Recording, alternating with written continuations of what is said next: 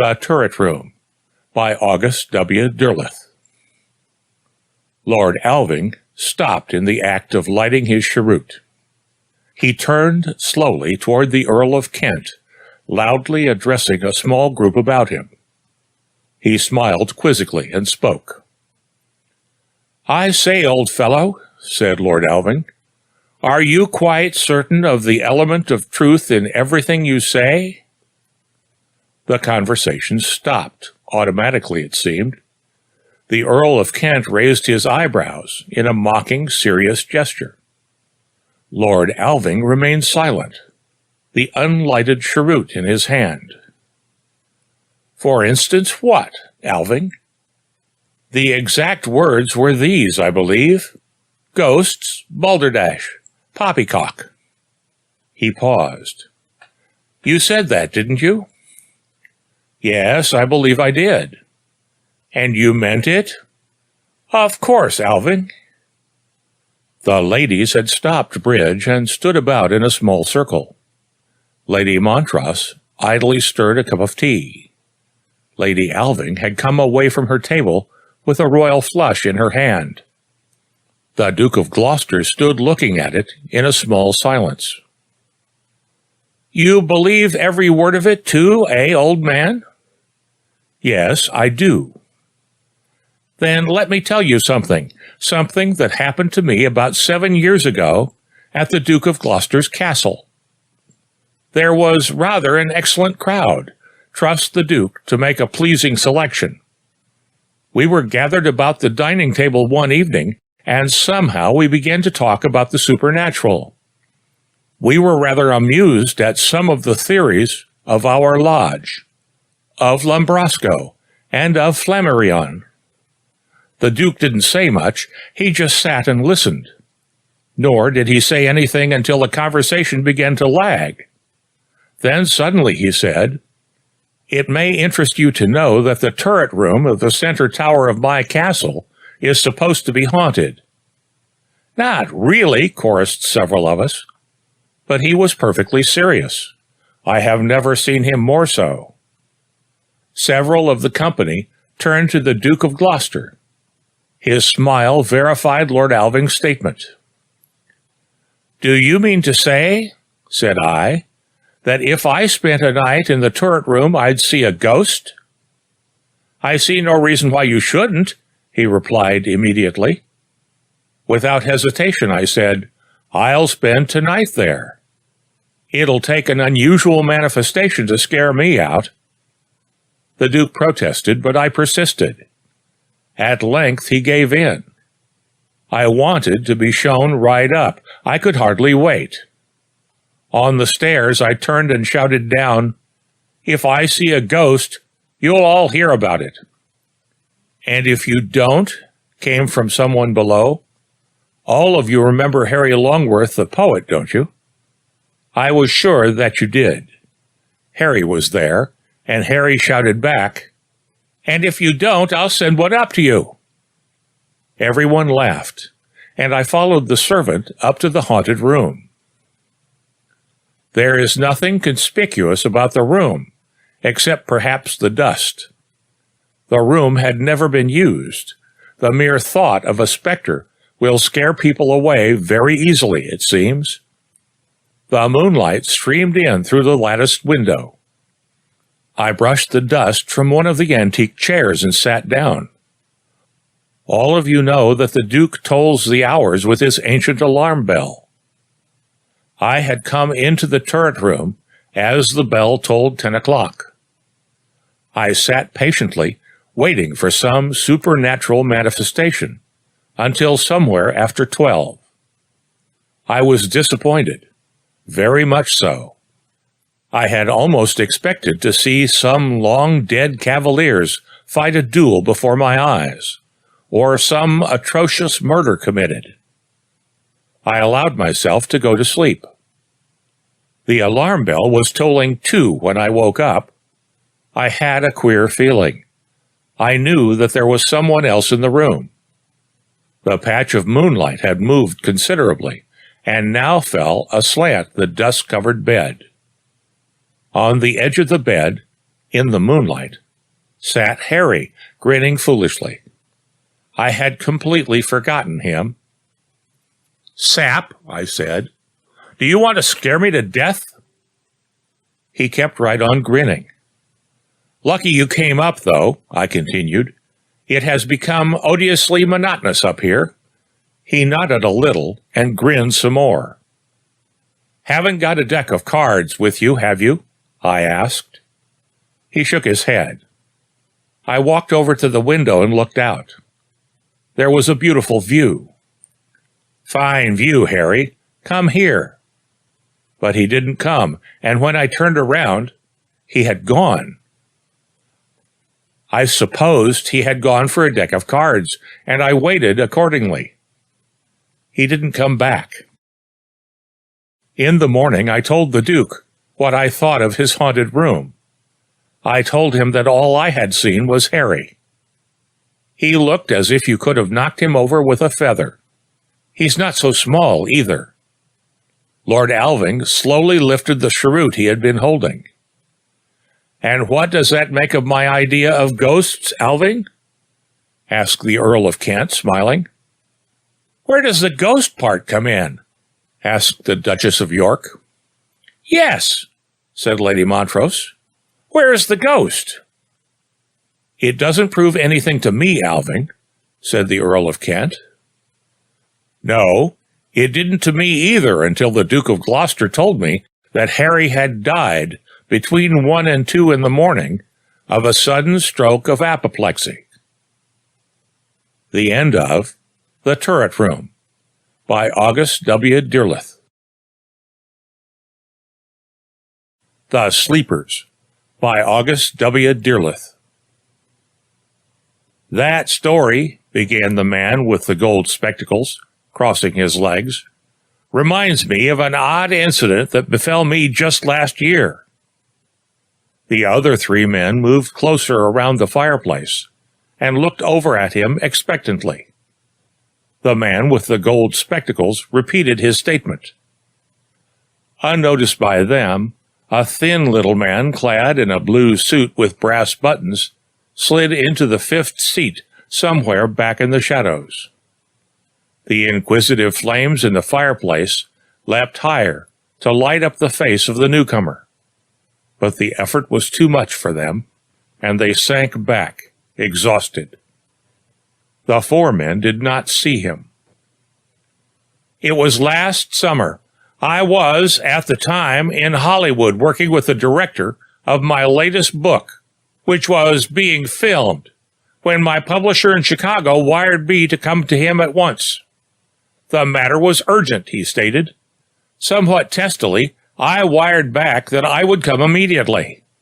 The train I took was the Midnight Express. When I called for my ticket, every Pullman was filled to capacity. Certainly, though, I am not going to be cheated out of a night's rest merely because the Pullman cars are all filled to capacity. So I clamored loudly for a Pullman. I was not alone in my demand, for a pompous salesman, who had purchased his ticket after I had procured mine, added his voice to mine. At length, another Pullman was added. Had it not been for the hullabaloo the salesman and I raised, the incident I am about to relate would never have happened. It being shortly after midnight, I wanted to retire. I left the salesman smoking out in the rear platform of our car, and I went into the extra Pullman. My berth was lower 7, and I went directly over to that number and pulled the curtains aside. But I shut them again as quickly as I had opened them, for a man lay in my berth, sleeping peacefully. I was indignant that the officials should cause such an error. I called for the porter, who came in as fast as his sleeping feet could carry him. Said I, when the Negro came abreast of me, "Sam, there's a man in my berth." He grinned foolishly and pulled the curtain slightly aside. "Indeed, sir. Indeed there is. Very unfortunate, sir. But that's a fact."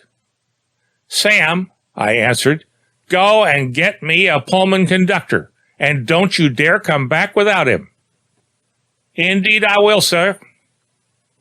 After what seemed a wholly unnecessary interval, Sam returned with the Pullman conductor. When the conductor stepped into the car, he asked, "Are you McCarthy?" "Yes," I said, "I'm McCarthy." "H.P. McCarthy?" "Yes," I said again, "H.P. McCarthy." He came up to me. "Sam tells me that you claim that your berth is occupied. Lower 7 is assigned to H.P. McCarthy and to no one else. As a matter of fact, there are only 2 people in this extra car. You and a salesman, C.E. swears." "Is that right?" said I. It annoyed me that the conductor took so much for granted. He had never even peeped into the berth, and already he was turning to go. "Just a minute. Mr. Swears is out on the platform. Mr. McCarthy is right here, yours truly. And I say that there's a man in lower 7. And I pulled aside the curtain, and the conductor looked in and saw the man there. It wounded his pride to find that he was wrong, and so he called loudly to the sleeping man. But the man didn't move. So he went over to him and reached his hand in to shake the sleeper. Now, I couldn't see what happened, but I was staring right into the conductor's face, and I saw his expression change so rapidly that I thought he was going to faint. His face went white altogether.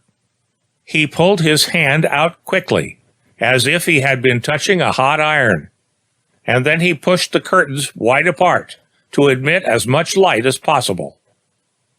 Then he looked in again. All the time, I could see the man lying there in the light admitted by the widely open curtains. I said nothing. He turned to me and pointed at the sleeper. "McCarthy, reach in there and touch him." I thought it was an odd request, but I did it. And I'll wager any amount that my face went as white as his did. For I swear that I saw that man there with the coverlet turned back at his shoulders. I saw that, but my hand felt the undisturbed smoothness of the coverlet. And as I looked, my hand went straight through the man. Sam left by one door as Mr. Swears came in by the other. The conductor and I stood in the aisle staring stupidly at the sleeper in my berth.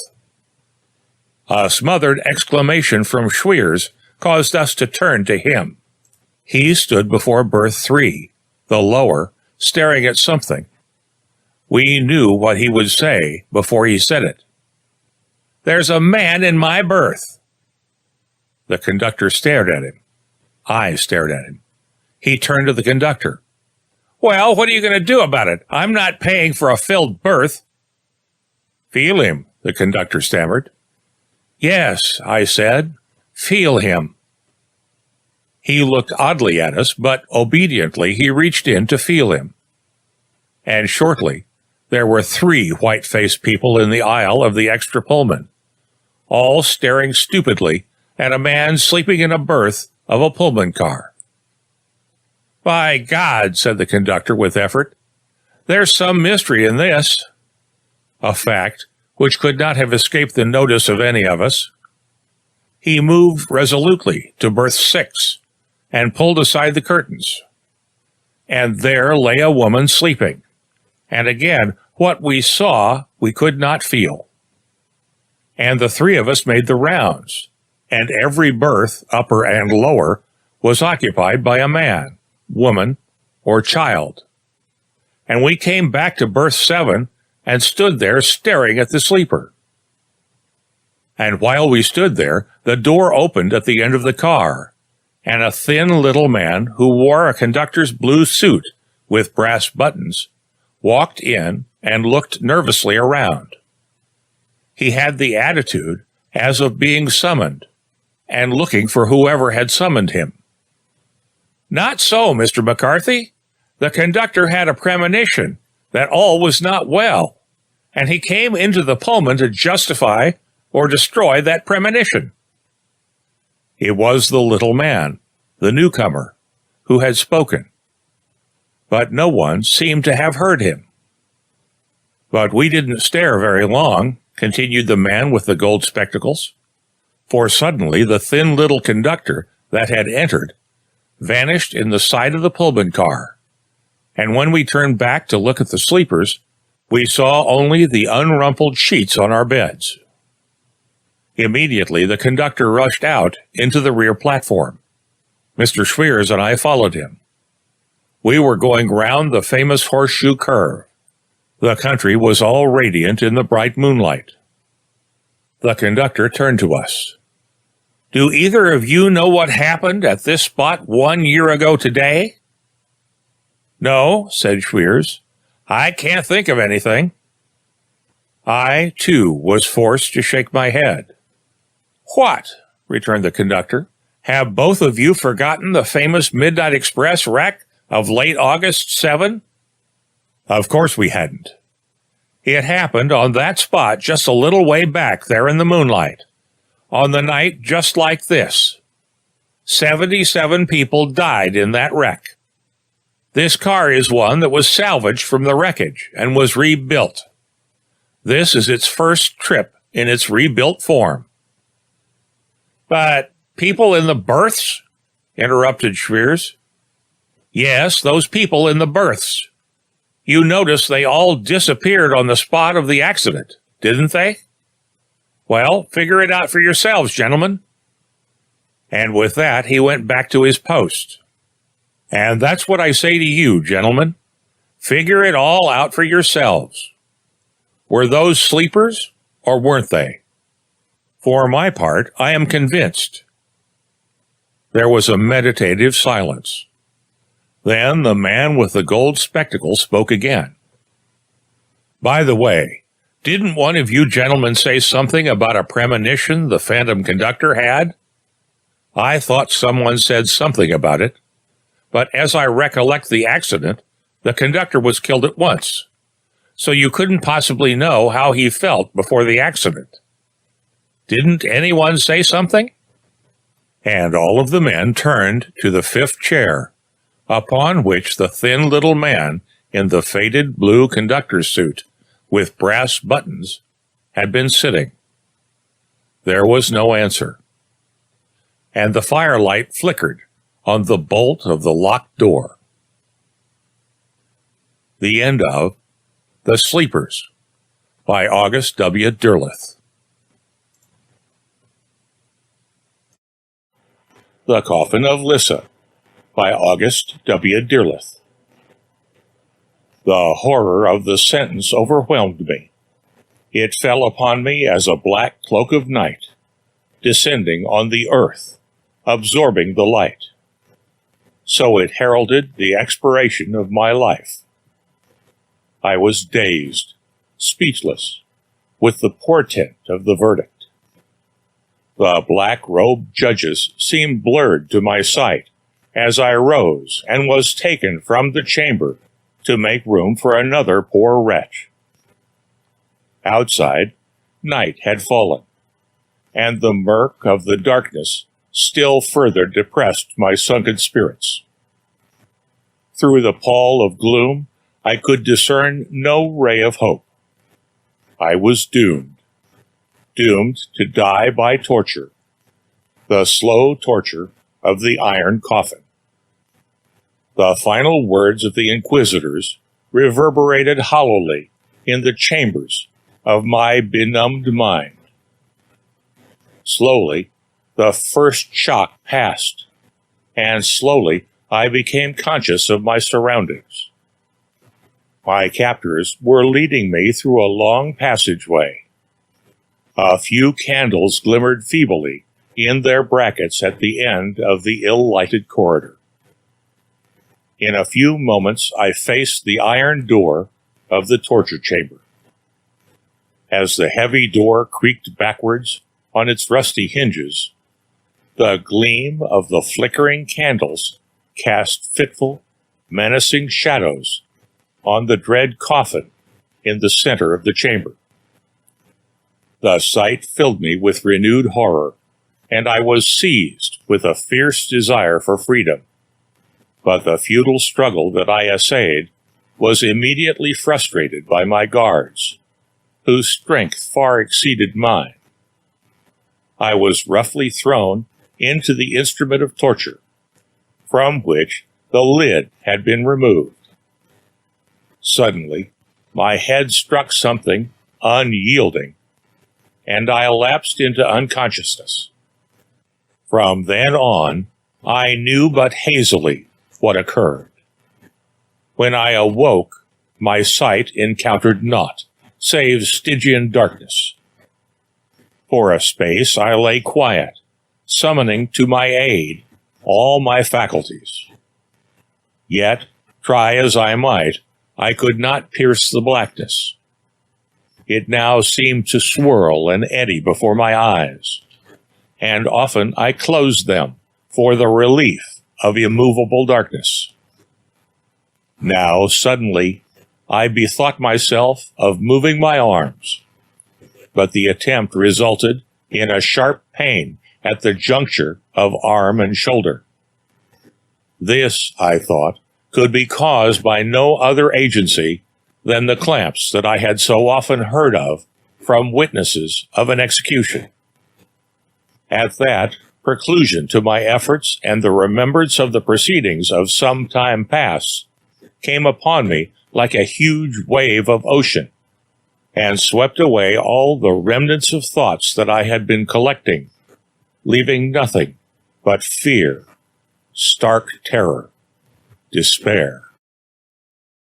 I realized where I was, and with the realization came the thought of unhindered death.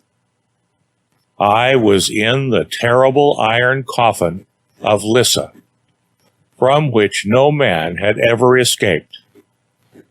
I began to breathe heavily, and I could feel cold beads of sweat on my brow. I raved. I shouted in rage. I swore terrible oaths, oaths of vengeance against Torquemada, the Grand Inquisitor. But my exertions were too much for me, and I was forced to sink back in exhaustion. Shortly after, a reaction set in, and I lay quiet, contemplating my untimely end. I strained my ears for any sounds that might meet them. For a space I heard naught save my irregular breathing. Then another sound impinged upon my ears. It was a soft padding sound, a very soft sound, scarcely audible. I listened attentively and attempted to find what occasioned it. It stopped at intervals. It resumed almost at once. Then no sound reached me for some little time, and suddenly I felt a sharp, stinging sensation in my right hand. I strove to draw it toward me, but the sharp pain in my shoulders was augmented with each movement of my arm. I groaned aloud. My arms had been drawn through apertures in the sides of the coffin. They had been chained to the stone floor for the rats to gnaw on. Again and again I shrieked, but the more often I did so, the more acutely did I realize the utter futility of my effort. I should not be heard here, so far underground. Even if I were heard, no one would liberate me. I sighed, and once more sank back to my rough bed, exhausted. The rats were gone now, frightened, no doubt, by my wild screams of terror. But poignantly I realized that they must eventually return. I lowered my eyelids and began to mumble a silent prayer. But then I was rudely interrupted. A new sound, a sound fraught with more dangers and horrors than any I had heard heretofore, reached my ears. A light sound, barely coherent. Yet it was there, a creaking sound, slow, in truth, and not continuous, but its portent flung me against the wildest throes of terror. The sound of the slow, sure descent of the coffin lid. This was the climax of the ghastly torture I was to undergo. I raised my head to find if I could touch the oncoming lid, but I could not, and the clawing pain in my shoulders as the steel clamps sank into my flesh caused me to sit back again as quickly as I could. The lid, then, was some distance away, and I had a few hours of grace. The certainty of death threw open the gates to my memory. I thought of my mistress and of my innocent children, and I sobbed despondently. I traversed and retraversed my entire life, from the beginning of my miserable existence to this experience of horror. Gradually, my sobs quieted, and I had recourse in my God. For about the space of a glass of sand, I lay unperturbable, my lips moving in prayer. Then I became cognizant of the proximity of the lid.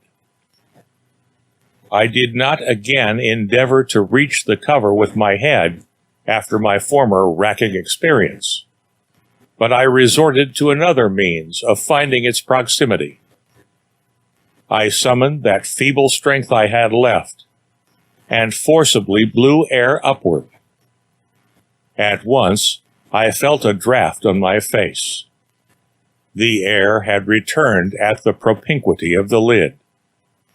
At this discovery, I sought to compose the feeling of haunting alarm which rose within me.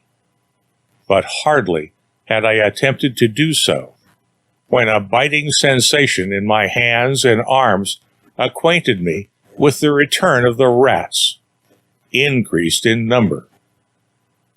I shrieked and screamed to scare them off, but to no avail, for they attacked me as before. Simultaneously with these dire occurrences, a revolting nausea took possession of my senses. The air had become so foul that it oppressed me with its obnoxious poison. Cold sweat stood out in great beads upon my forehead. All my strength had deserted me. I could no longer even sob, and my breathing became more and more difficult as the lid came down. My imagination began to conjure up before me horrible visions. I believed that I saw Torquemada, laughing delightedly at my sorry plight. I imagined Satan grinning at me, watching greedily for my soul. There were others, too, horrible faces leering at me through the gloom. I shut my eyes, but I could not shut out these damnable sights. They grew upon me. They assumed ghastly proportions. Their faces twisted into horrible, gargoyle-esque counterparts. Gradually, they merged into a vague, indistinct, grotesque mass, and were swirled away by the eddying darkness. I could feel the lid now, lightly at first, for it advanced but slowly. A space passed, and the pressure began to pain me. Then came to me a last great power, and I shouted and raved, swearing horribly, until the sweat rolled down my cheeks in great drops. The pressure became more and more pronounced, the air more obnoxious, the gnawing more persistent, the racking pain in my shoulders more torturous with each twitch, and at length I became oblivious of all. What am I doing here? Was I not in the iron coffin, Have I died and come to life? The sun casts long patches of light upon the stone floor of my cell and forms a network of conflicting shadows with the aid of the heavy bars at my window. My clothes are torn, bedraggled. I lack 3 fingers of the right hand and 1.5 of another of the left. Why is my food reaching toward me at the end of a pole? Why is the door of this room never opened? Why does my keeper hurl disgusting epithets at me every time he nears me? What is the meaning of all of this? Why am I called such unbearable, bestial names? Above all, why am I so unjustly called that which is most often repeated, that which, of all, I deserve the least? Lunatic! At this word, there comes upon me again that horrible nausea that attacked me in the Coffin of Lissa, and I shriek in terror as those memories surge over me like the resistless waves of the ocean. And as my screams reverberate down the corridor, answering screams come from other cells, and my keeper laughs and shouts filthy curses at me. The end of The Coffin of Lissa by August W. Derleth.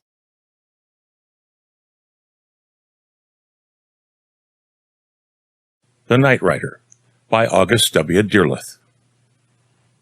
Up, Madonna! There was a silence. Bah! The old crone has fallen asleep. Monsieur Morini rose, walked over to the sleeper, and shook her vehemently.